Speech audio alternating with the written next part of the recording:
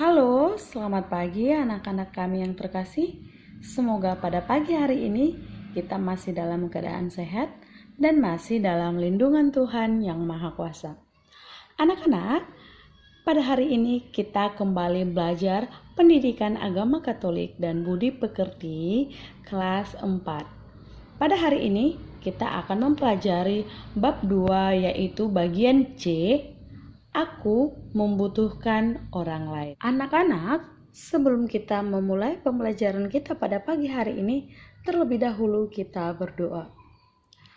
Mari kita bersatu di dalam doa, dalam nama Bapa dan Putra dan Roh Kudus. Amin. Kami bersyukur kepadamu ya Tuhan atas berkat-Mu kepada kami sampai pada pagi hari yang indah ini. Tuhan, pada saat ini kami mau belajar, berkati kami, hadirlah di tengah-tengah kami, supaya kami dapat belajar dengan baik. Kiranya Engkaulah yang selalu menyertai kami sepanjang pembelajaran kami ini. Inilah doa yang kami sampaikan kepadamu, melalui anak-Mu Yesus Kristus Tuhan kami. Amin. Dalam nama Bapa dan Putra dan Roh Kudus. Amin. Nah, anak-anak yang terkasih, semua orang yang ada di sekitar kita haruslah kita kasihi seperti teladan dan ajaran Yesus yang disampaikan kepada kita dalam keempat Injil. Nah, apa saja yang keempat Injil yang dimaksud? Keempat Injil tersebut yaitu yang pertama Matius, yang kedua Markus, yang ketiga Lukas, dan yang keempat, Yohanes. Nah, sekarang mari kita melihat Injil tersebut menggambarkan Kristus sebagai apa. Nah, mari kita melihat. Injil Matius menggambarkan Yesus itu sebagai raja. Nah, di dalam Injil Markus menggambarkan Kristus itu sebagai seorang pelayan.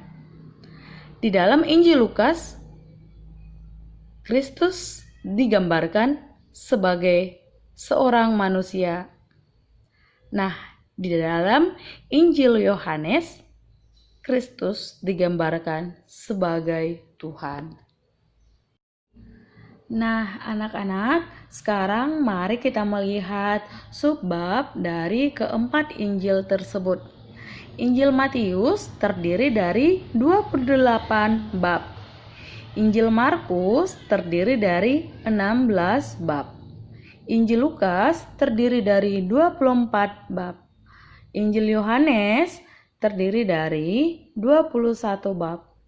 Nah, Injil Markus adalah Injil tertua sekaligus yang terpendek. Sedangkan Injil Matius adalah Injil yang terpanjang. Nah, keempat Injil ini memberikan kesaksian yang sama, yaitu kelahiran ataupun disebut sebagai Natal, pewartaan dan karya, sengsara dan wafat, serta kebangkitan Yesus Kristus, yaitu Paskah. Nah, yang menjadi inti ajaran Yesus adalah kasih. Kasih kepada Allah dan kasih kepada sesama. Mengasihi Allah berarti mengasihi diri kita sebagai ciptaan sekaligus sesama dan segala ciptaan lainnya di dunia.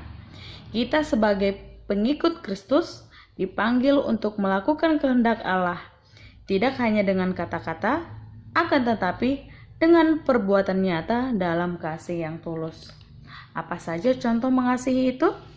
Yang pertama, membantu teman ataupun berbagi. Yang kedua, tidak mengejek teman. Yang ketiga, menghormati dan membantu orang tua di rumah. Yang keempat, menghormati guru. Nah, yang menjadi kesimpulan pembelajaran kita pada hari ini yaitu yang pertama, setiap manusia tidak dapat hidup sendirian. Yang kedua, setiap manusia membutuhkan bantuan dan pertolongan orang lain agar dapat bertumbuh dan berkembang menjadi manusia yang dewasa. Nah, di sini dapat kita lihat bahkan hingga akhir hidup pun kita pasti membutuhkan orang lain untuk membantu kita dan mendoakan serta menolong dalam proses penguburan kita. Nah, yang ketiga, sebagai saksi dan pengikut Kristus yang sejati, kita harus selalu mensyukuri rahmat dan anugerah Tuhan bagi diri kita dengan cara berbagi kasih. Anak-anak yang terkasih, demikianlah pembelajaran kita pada pagi hari ini. Semoga anak-anak sekalian dapat mengerti dan memahami dari pembelajaran kita pada hari ini. Nah, untuk menutup pembelajaran pada pagi hari ini, mari kita bersatu di dalam doa. Dalam nama Bapa dan Putra dan Roh Kudus. Amin. Allah Bapa sumber cinta dan kasih, kami sangat bersyukur kepadamu atas kasih dan penyertaan-Mu kepada kami sepanjang pembelajaran pada hari ini. Allah Bapa yang Maha Baik, apapun yang kami pelajari, semoga kami dapat mengerti, memahami, dan menerapkannya dalam kehidupan kami sehari-hari. Inilah doa dan permohonan kami yang kami sampaikan kepadamu melalui anak-Mu Yesus Kristus, Juru Selamat kami. Amin. Dalam nama Bapa dan Putra dan Roh Kudus. Amin.